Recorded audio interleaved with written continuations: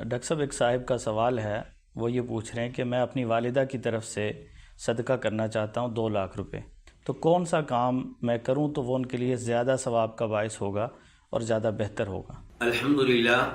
والصلاة والسلام علی رسول اللہ، اما بعد۔ میت کی طرف سے صدقہ خیرات کرنا بہت اچھی بات ہے، اس کا اہتمام کرنا چاہیے، لیکن اس کے ساتھ ساتھ یہ بات ذہن میں رکھنی چاہیے کہ دعاؤں کی بہت زیادہ اہمیت ہے۔ بہت سے احباب میت کی طرف سے صدقہ خیرات کا اہتمام کرتے ہیں لیکن دعاؤں کو اتنی اہمیت نہیں دیتے جتنی دینی چاہیے، جبکہ دعا کے بارے میں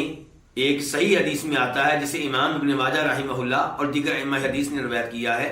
کہ بسا اوقات میت کا درجہ بلند ہوتا ہے تو میت پوچھتی ہے کہ میرا درجہ آج کیسے بلند ہوا،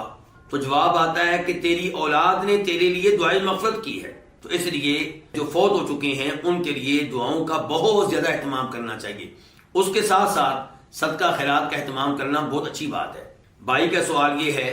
کہ کون سا صدقہ زیادہ مفید ہے؟ امام نسائی رحمہ اللہ روایت کرتے ہیں جناب سعد بن عبادہ رضی اللہ تعالیٰ عنہ سے کہ ان کی والدہ محترمہ فوت ہو گئی، تو انہوں نے نبی علیہ الصلوۃ والسلام سے سوال کیا کہ اللہ کے رسول، میں اپنی والدہ کی طرف سے صدقہ کروں تو کیا ان کو فائدہ ہوگا؟ تو آپ علیہ السلام نے کہا بالکل ان کی طرف سے آپ صدقہ کریں۔ تو پھر انہوں نے دوسرا سوال یہ کیا کہ فَأَيُّ الصَّدَقَةِ أَفْضَلُ، کون سا صدقہ زیادہ بہتر ہے، زیادہ مفید ہے والدہ محترمہ کے لیے؟ تو آپ علیہ السلام نے فرمایا سقی الماء، لوگوں کو پانی پلانا۔ تو اس حدیث کی روشنی میں سمجھا جا سکتا ہے کہ میت کی طرف سے کنواں کھودنا، میت کی طرف سے لوگوں کو پانی پلانے کا اہتمام کرنا یہ عظیم صدقہ ہے، لیکن یہ بات ذہن میں رہے کہ آپ علیہ السلام نے مدینہ منورہ میں یہ بات کہی جہاں پانی کی قلت تھی اور ایسا شہر تھا جہاں پہ بہت زیادہ گرمی ہوتی ہے، تو وہاں پہ پانی پلانا، پانی کا اہتمام کرنا یہ افضل تھا۔ کسی اور جگہ ممکن ہے صدقہ کی کوئی اور شکل افضل ہو، مثال کے طور پہ جہاں پہ مسجد موجود نہیں ہے وہاں پہ مسجد کی طرف سے مسجد بنانا افضل ہوگا، اور جہاں پہ مثال کے طور پہ علم نہیں ہے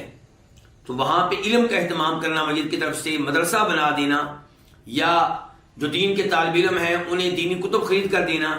تاکہ وہ علم لیں اور بعد میں یہ علم لوگوں تک پھیلائیں، تو وہاں پہ شاید یہ افضل ہو۔ تو حالات کے مطابق، وقت کے مطابق، جگہ کے مطابق یہ فیصلہ کیا جائے گا کہ کس جگہ پہ کون سا صدقہ میت کے لیے زیادہ مفید ہے، لیکن اس میں کوئی شک و شبہ نہیں ہے کہ صدقہ کی وہ شکل میت کے لیے افضل ہوگی جس کے فوائد دیر پا ہوں، جس سے ایک عرصے تک فائدہ اٹھایا جاتا رہے۔